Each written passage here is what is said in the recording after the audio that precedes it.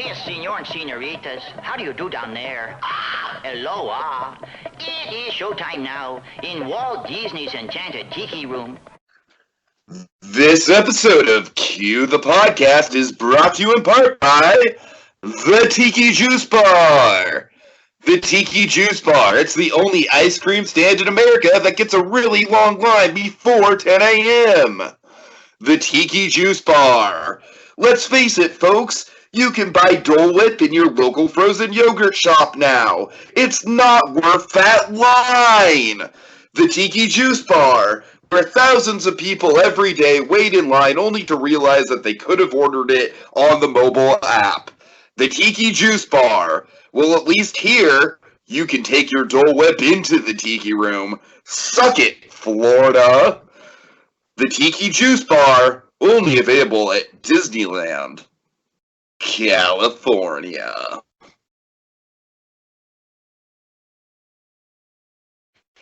That's right! Greetings, fellow armchair Imagineers! Tiki here. And Sandy Claus. And my oh my, Sandy, we are out of the pilot phase, my friend. Q the Podcast has been picked up by dramatic pause. Ourselves, Sandy! We like doing this enough that we decided to do it again. Gosh darn it. So how you doing tonight? I'm doing really well. This should be a really interesting conversation. Alright, so tonight we are talking about the Tiki Room pre-show, specifically the one at Disneyland, California, not the one at Disney World. I've seen the one at Disney World maybe once. Sandy, you've probably seen that one more than I have. No, I've been to Disney World only once, and that one was when I was 4 years old. Oh, shoot. Okay, fair enough. So, Sandy, of course, you know my history with the Tiki Room. This is one of the first things that I did as a kid. That I went to Disneyland once when I was 7 years old, and I didn't appreciate it at all because I was scared of everything. All But right. then I went again when I was 11, and I just loved it. Like everything about the park. That really is what kind of shaped my identity as a Disney fan, was that trip. And the Tiki Room was the first thing that I did at Disneyland. And man, Sandy, that first trip into the Tiki Room was really transformative for me. I mean, it showed me like what I love about the Tiki Room, why it continues to this day to be one of my favorite attractions at Disneyland, is that it's just kind of an all-encompassing piece of entertainment. Like, the entire room comes alive around you, and you're just kind of caught up in it. It's just the setting, the music, the characters. I've made this analogy before, and I will certainly make it again. To me, the Tiki Room kind of represents walking into a silly symphony. It's got kind of the structure of a silly symphony. It's got like a vague group of characters. It's got kind of like these natural elements and magic that come into play. It's got distinctive songs. It's got a happy ending and a dramatic climax. It's kind of everything I love about Disney storytelling rolled up into this like kitschy 1950s Hawaii aesthetic. I mean, it's so me, Sandy. It's like so right up my alley. It's obviously so right up my alley that I've kind of framed my entire screen identity around it. So there's that. Yeah, the Enchanted Tiki Room and the pre-show. I think the entire thing it's solid entertainment. You know, it's not flashy lights all over the place. Ooh, look at this! Look at that! Look at this! Look at that! No, it's relaxed. It's not in your face, but at the same time, it's very, very entertaining. You're not gonna get bored. Hurry, hurry to Tiki Room. Tikis make drum go boom. Magic is happening. All the birds and flowers sing. Better come see this thing. Walt Disney's Enchanted Tiki Room. Come to the Tiki Room. Hurry to the Tiki Room. No, okay, so we'll start with the Barker Bird, Sandy. So essentially, this was meant to lure people into the actual attraction. You know, it was positioned outside of the show, above the juice bar, where the juice bar didn't come until later. That came in the 70s with the Dole sponsorship. But, you know, it was kind of positioned where the juice bar would be, kind of above where the juice bar would be now. And it was just like this Wally Bogue doing this Carnival Barker routine, like, come to the Tiki Room. We have magic inside. Magic is happening. Walt Disney's Enchanted Tiki Room. Come see the birdie sing. And Sandy, the thing about the Barker Bird and why it didn't last too long at Disneyland is that it was so popular that people would stop and make it an attraction in its own right. Now, Sandy, you've been to Disneyland before. You know how narrow that Adventureland walkway is. Oh, yeah. So imagine right at the start of that Adventureland walkway, positioning something that would just cause bottlenecks. Yeah. So that was the fate of the Barker Bird, Sandy. But generally speaking, Sandy, did you not notice that it wasn't there the last time we went? I wasn't paying attention. I think I was too focused on getting Dole Whip. Yeah, well, we'll talk about that. We'll talk about how overhyped the Dole Whip is, but I already kind of did the... How do they protect the Barker Bird from the elements? That's my question. Well, I mean, to be fair, I think there was maybe like a thatched roof that was maybe not directly over it, but kind of, protected it from some of the elements, at least gave it a little shade from the sun, if anything. Okay. But, this was back when, we've had those Jungle Cruise animals in that sun for, what, like 66 years at this point or something like that? Oh, yeah, I just didn't know I think the Barker Bird had actual feathers on him, right? Did he? I don't know. Probably. I know the one. Actually, to tell you the truth, Sandy, it wasn't just one Barker Bird. It was several Barker Birds. There were maybe about 5 or 6 that they rotated out. So that actually kind of answers your question. There you go. That's the answer. Okay. They rotated out the actual animals. I guess there was a red one, a blue one. Yeah, I guess there were a few different ones. Yeah, there was one with a cane. All right. So, but do you like the idea, just the general conceit of the Barker Bird, Sandy? Just the character? I do like the idea. Yeah, I do like the character. I think they should bring it back. I think it's popular enough. I don't know why. Because, again, I guess the walkway is still a little bit too narrow, but I think they could reposition it somewhere else where it might not be as obstructive for passerbyers. Here's what I would do. I would have him in the branches of Tangaroa. Okay. Where you can see him throughout all of the area of the pre-show garden, but he's not, like, right in that walkway. You know what I mean? You actually have to go into the garden to get a good look at him. Yeah. That's what I would do. Or maybe have him, like, that's what I'm picturing, like, somewhere elevated so that he's not taking attention away from any of the gods and goddesses, but, still you could kind of get a good glimpse at him. I don't know. But the flavor of Hawaii is best enjoyed in pineapple. Grown year-round and harvested by hand, it's transported to the Dole Cannery, the largest pineapple cannery in the world.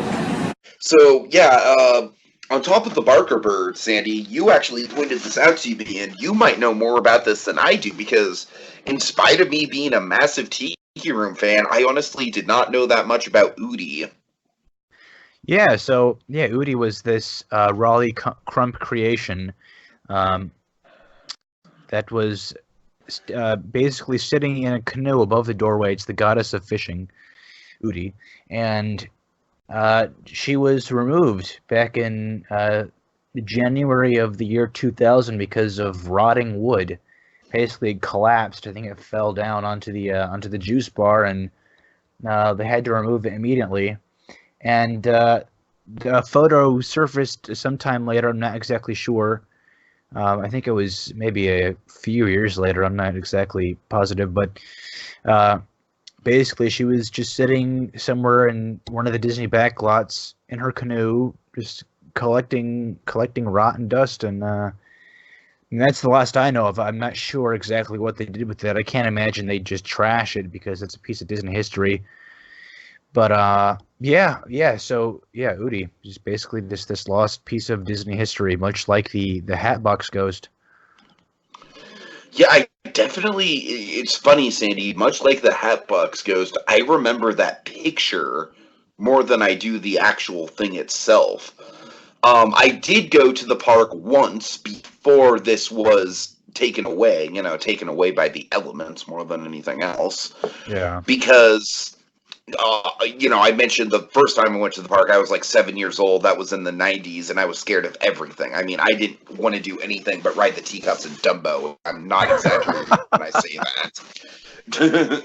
I mean, it's like such a sharp contrast to how I do the parks now, where I'm just like, all right, let's literally hit up everything except the flat rides.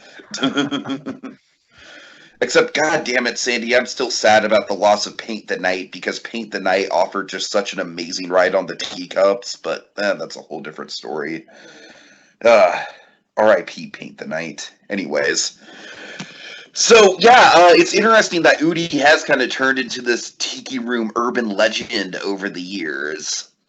How this was something where it's kind of a case of people almost maybe took it for granted when it was there, because it did kind of add an element to the to the signage of the attraction and to the outdoor, like above the pre-show area, kind of luring guests in. It kind of gave them a little bit of a preview of the design of the gods and goddesses to come.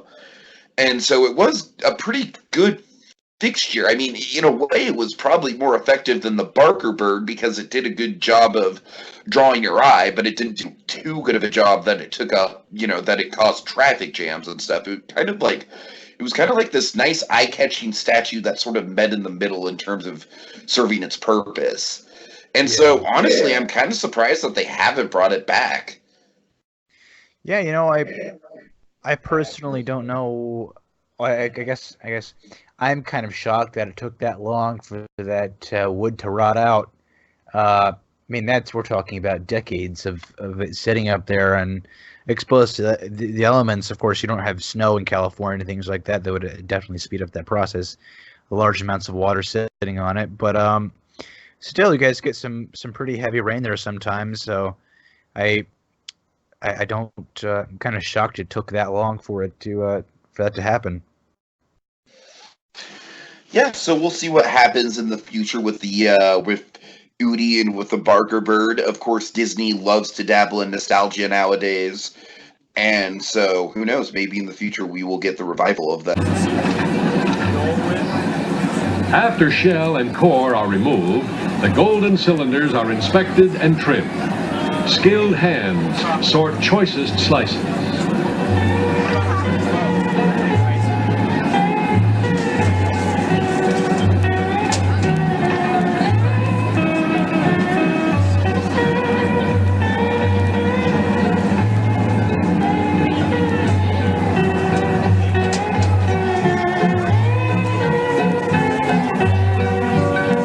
The flavor of Hawaii.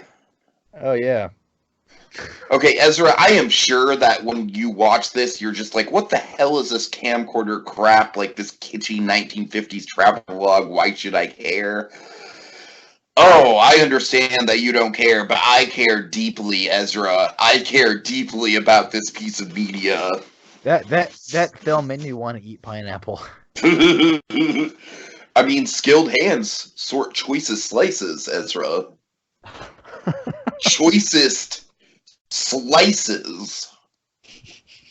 That's a fun set of words. It really is. That's my favorite quote in the whole thing. Skilled hands sort choicest slices.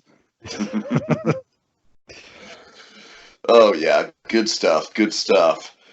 But the thing about the flavor of Hawaii that I just love about it is kind of just that kitschy, like 1960s travelogue aesthetic that it has. It's kind of got that sort of just gentle ukulele playing in the background. You see the footage of the hula dancers and the volcanoes and of course, the Dole manufacturing plants, because this whole thing is brought to you by Dole Pineapple. That's right. Probably one of the most successful corporate sponsorships in the history of theme parks, the partnership between Dole Pineapple and the Enchanted Tiki Room. I'd say so, yeah. One of my other favorite parts of the Flavor of Hawaii film is right at the very end when the guy takes a big bite of pineapple. You know, he's got this big pineapple spoon in his hand. He takes this huge bite of it, and then he just gives like the most hearty smile. You know, and he's just like, "Oh, right? Oh yeah, that's the stuff." I remember thinking that was great too. I mean, there's not much to break down with the flavors of Hawaii, but it's just a really fun piece of lost media. I honestly, I kind of think it's a shame that the only footage we have of it that's like readily available is like home video footage from like the 90s, and it's like a camcorder recording a screen. So I really hope that this thing is in the Disney archive somewhere. I would definitely love to own an HD copy of this one day, because it really does deserve to be preserved. It's just a kitschy piece of theme park history. I'm sure they do have it in the archives. I doubt that we'd ever get an HD release of it, because that requires a lot of work. And I don't think they're going to... Okay, you know what? Forget about the HD release. I don't know how much work... I know. You're the technical guy, Ezra. Just give it to me in whatever format, you know, just as long as it's not a camcorder footage, you know? One of the lesser-known things about the flavor of Hawaii that I want to get into that I don't think you saw is at the very end of it, after the credits, we get this really random 2-minute... I kid you not, Ezra, it's a literal parade of Dole products. By parade, I mean we see like the Dole, you know, the fruit salad and the pineapple chunks and, you know, the pineapple slices and the juice, but they just all have legs and they're just all dancing in this blue background and just walking past you as some, you know, just generic Hawaiian music plays. And I'm just like, wow, this is the most blatant corporate sponsorship ever, and I love it. Now that we need an HD release of. Screw everything else. Just screw the entire Disney park. Just get that as an HD release, and we're golden. You know, I believe there is a film that plays up there, but I don't care about it because it's not the flavor of Hawaii. But on my next trip, Ezra, I'm going to make sure to scout out and see about that. I'm going to kind of scout out and see what the status is on that film. We'll see.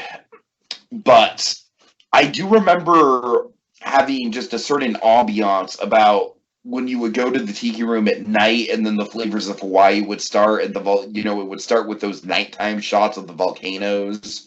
Yeah. And oh man, and the tiki torches all around the place. Just the tiki gardens in general are just beautiful at night. For the perfect Dole Whip, it's pretty much all in the wrist. We're gonna make sure we get those swirls just perfect and have it just come out absolutely beautiful.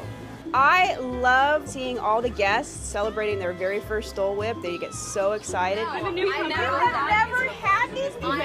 And because we want them to remember this momentous occasion of their very first Dole Whip or their float, so we have our buttons to celebrate my first Dole Whip or my first Dole Whip float, and the guests love them.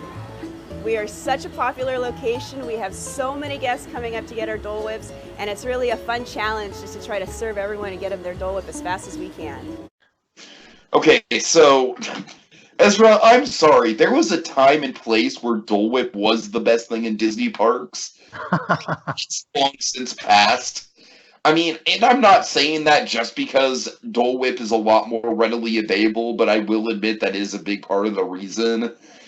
But Ezra, Disney parks have gotten a lot more creative with their food over the years. If you go to Cars Land California Adventure, you can literally get like a bread cone filled with mac and cheese. I mean, it's like he's doing like really innovative stuff with their food. And Dole is just pineapple ice cream, man. It's just good pineapple ice cream. Yeah, I mean, Dole Whip is just classic. You know, it's classic. It's nostalgic. People, I mean, it's like the original. You know, the original classic Disney food. So I think that's why it's stuck around for as long as it has in the minds of. I'm not talking it. I'm just saying it's not worth waiting more than like maybe 5 to 10 minutes for one. You know, it's if you're waiting down to. Yeah, I mean, if you're waiting for the Tiki Room to open up and you've got a few minutes and the line's not too long, yeah, go for it. If it's a hot day, I mean, it's probably gonna be a hot day out. It's California, and some nice Dole Whip would be is always nice. But yeah, it's not worth going out of your way for, because I'm sure there are plenty of other substitutes in the Disney parks which should very much meet anyone's standards. And then a short drive away at Knott's Berry Farm, you've got the boysenberry soft serve, which just takes Dole Whip out of the is a lot more unique. Like, that is something that you can only get at Knott's Berry Farm. You can get Dole Whip at Knott's Berry Farm, but you can't get boysenberry soft serve at Disneyland. Yeah, that boysenberry soft serve is hands down the best thing in the park, Ezra. Yeah, I believe it. I've forgotten what that tastes like, actually. Okay, so yeah, let's see. Have you ever tried the pineapple juice or the spears or anything, or do you always just go with the classic Dole Whip? I always go with the classic Dole Whip, but I'll probably go with the pineapple juice next time. Well, wait, I don't even know why I'm asking this, because I literally recorded you having your first Dole Whip, so you probably only been there that one time, right? Yeah. Well, we went twice. Unless you went on a secret Disneyland trip I didn't know about. Well, because we went to the Tiki Room twice. I think the first time was just to get Dole. The second time was later that night to actually go and watch the show. Right? I did go that second day, but we're getting off track. Anyways. Oh, yeah. So, what I would recommend, Ezra, is getting a Dole Whip float, which is a Dole Whip floating in pineapple juice. Oh my gosh. I have not had the courage to get a Dole Whip float because I'm always just like, I'm very much a purist when it comes to the Dole Whip. Like, I always want it in its original form, and I'm worried that a Dole Whip float will kind of like water down the experience of a Dole Whip. But by all means, if you're feeling adventurous with that menu, go with the Dole Whip float. That sounds really good. All right. And like I said, Ezra, one of the big benefits of the Disneyland Tiki Room that I can't think of many theme park attractions that let you do this. You can straight up take any food and drink into the show and eat it. Anything. That's amazing. Not just Dole Whips, Ezra. That's a big Disneyland hack. You can get dinner at the Bengal barbecue and then go to the Tiki Room and eat it. I mean, oh God, I love doing that, Ezra. Well, that adds to the experience because, you know, everyone loves to eat while they're being entertained. You know, that's the entire idea of popcorn at the movies. You know, so the reason, I mean, the fact that they do that is just really, really great. It makes I love it even more. And it's just like a really cool, like, local park vibe to the whole affair, where the cast members are just like, you know, we want to remind you that it's totally cool to eat and drink in here. Just pick up after yourselves, you know, basically just don't be slobs, you know? Yeah. And everyone respects the park so much that that's absolutely never an issue. I have never seen an issue with it at all. And I've done the Tiki Room a lot over the years. That's terrific. Yeah. And now, meanwhile, over at Florida, they literally have the Dole Whip stand as you exit the thing, which is fine, but it kind of gives the illusion of, like, you're done with this classic Disney experience, now give us money. You know what I mean? Kind of like the gift shop at the end of a ride. Walt Disney's Enchanted. Tiki Room. Come to the Tiki Room. Hurry to the Tiki Room. All right, so we should get into the history of the gods and goddesses. Yeah, let's do it. Now, I definitely have this whole routine memorized. I don't know how much you remember of this the show. I remember it. I don't remember a ton, no. Okay, so I believe it starts with. You know what? They changed the order of it over the years, but from what I remember, I believe it starts with Maui, actually. And Maui, of course, is the god who is represented in Moana, so that's a cool tie-in. Yeah. apologies if I get the order wrong here, folks. I'm just going to kind of jump around with these because, again, like I said, I think they change the order every so often when this thing comes in and out of refurbishment. So it's not like a rock solid set in stone who goes first. Of course, Tangaroa always goes last, but that's a different story. So yeah, Maui is the Polynesian trickster who gave his people time and wrote the playful sun. The fun thing about that is that you can just kind of see this. He's like dripping water into this funnel, into this flume thing that's going down into this little bird bath pond thing below him, and that I believe is like a Hawaiian way to tell time. So it's like, and just any water elements in a pre-show are just really relaxing and nice. Oh yeah, especially at night. Do they glow at night? The water? Do they light up? Sure, it does. Yeah. Okay. That's the great thing about the Enchanted Tiki Room at night. It's very colorful. It's very peaceful and relaxing. Mm-hmm. Okay, Rongo is the Polynesian god of agriculture, and my favorite part about Rongo is he discovered electricity using the Ben Franklin method of tying a key to a kite. And if you look up, Ezra, you can actually see the kite crash into the side of the Tiki Room. Really? Yeah, cool. That's a really cool detail I'll point out to you the next time we're there. Let's see, Koro is one of my personal favorites. He's the midnight dancer. And basically, his whole story kind of boils down to he has a hangover. Last night, big party. The gods had big sound. Some luau. Tonight, my head sore. Let's see. We have a couple pairs here. We have Tangaroa Roo and Tina Kalua. And Tangaroa Roo is the goddess of the east winds, and Hina Kalua is the goddess of rain.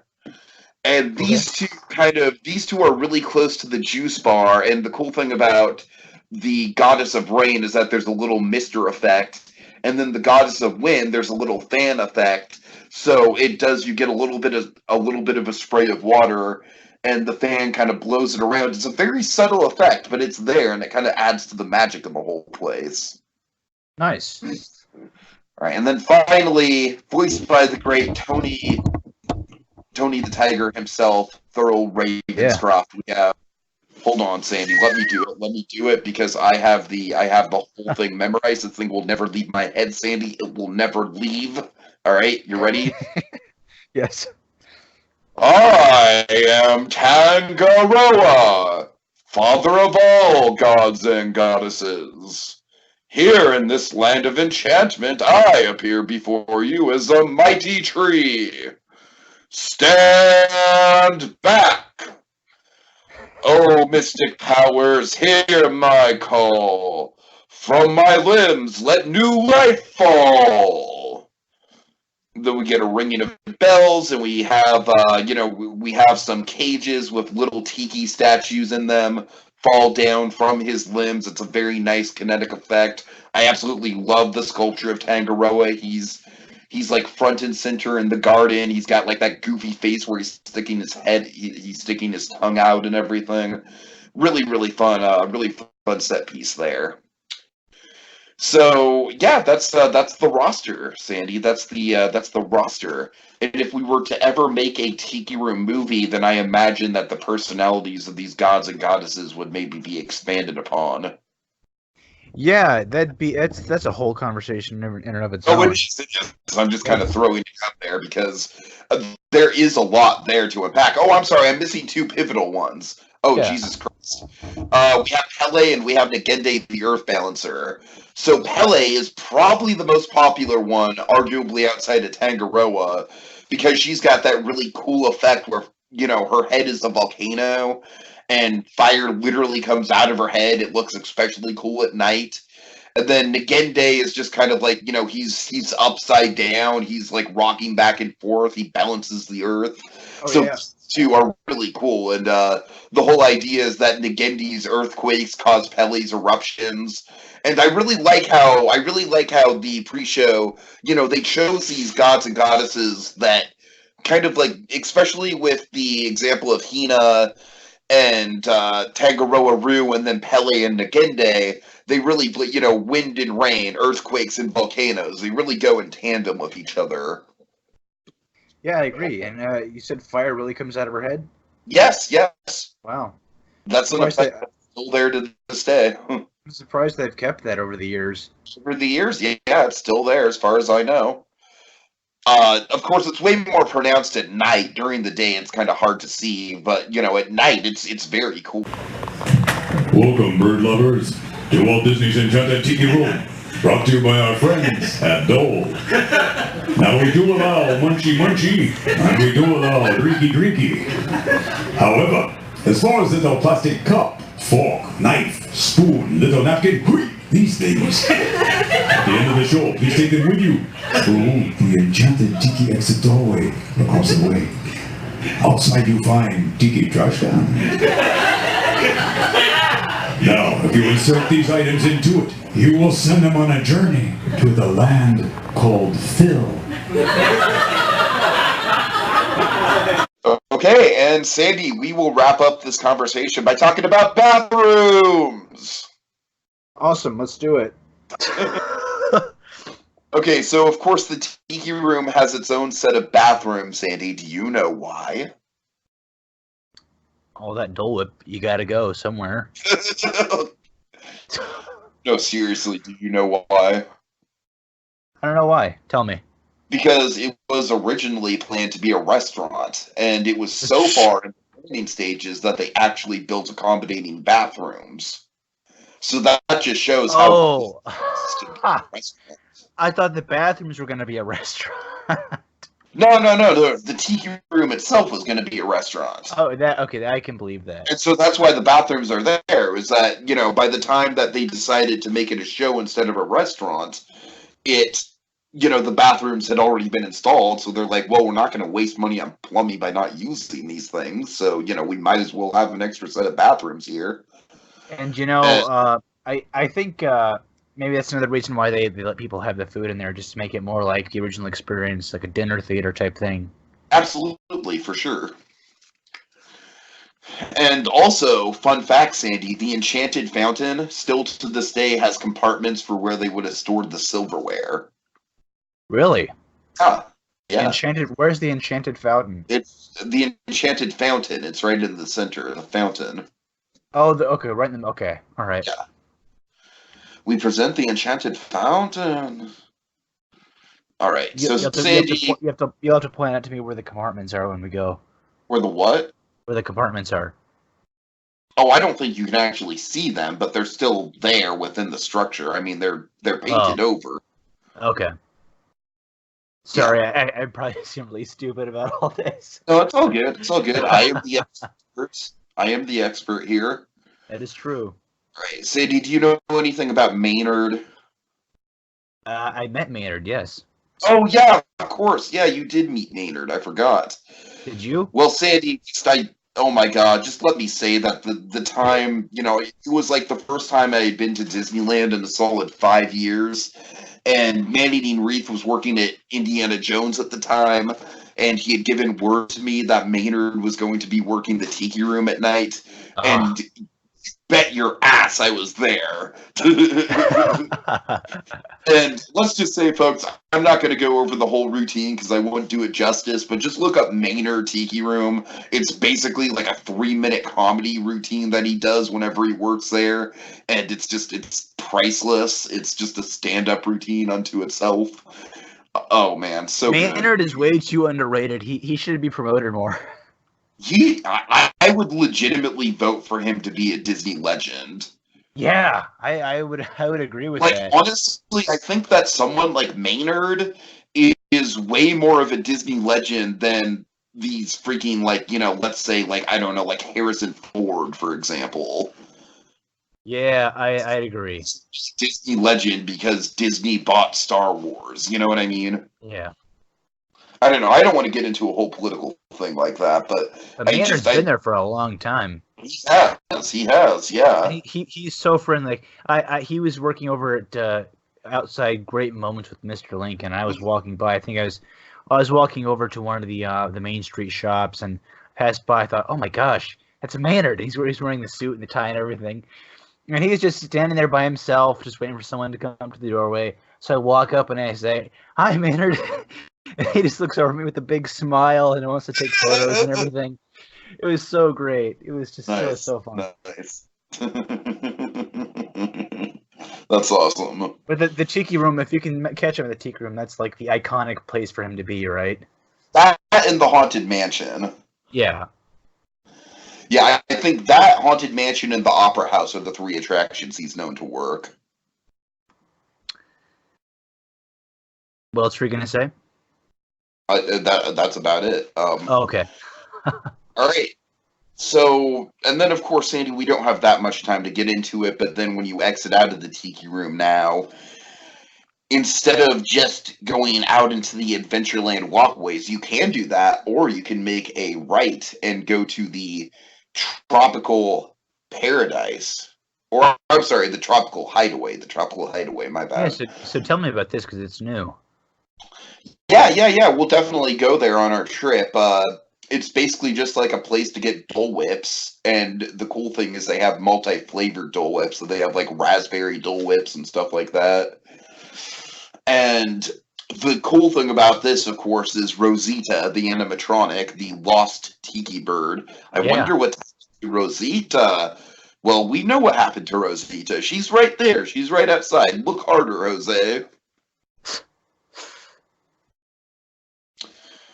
But yeah, so I think that's about it, Sandy. I think we've pretty much covered all the bases. Do you have any other final thoughts on the pre-show? I mean, I guess on my end, I just really love how the pre-show for the Tiki Room really draws you into the mood.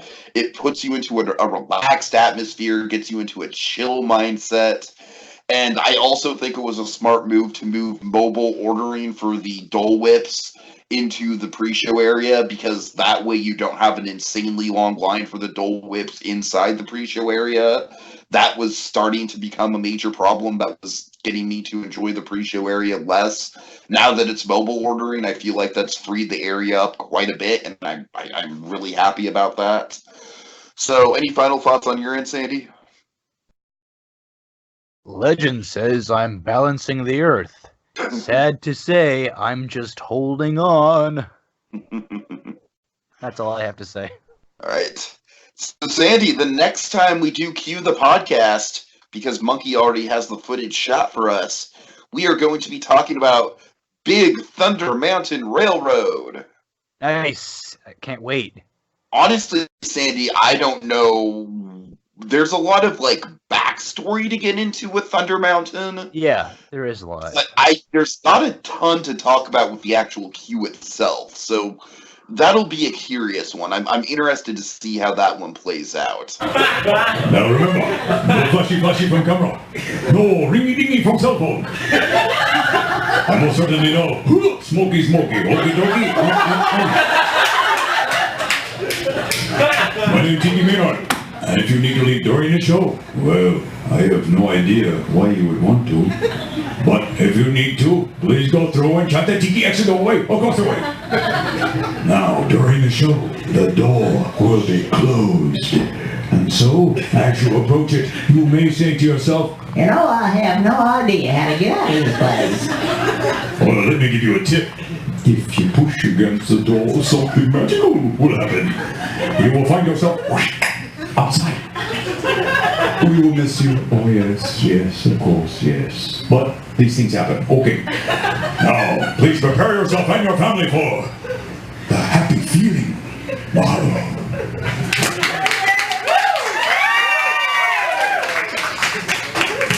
Thank you for the clapping action.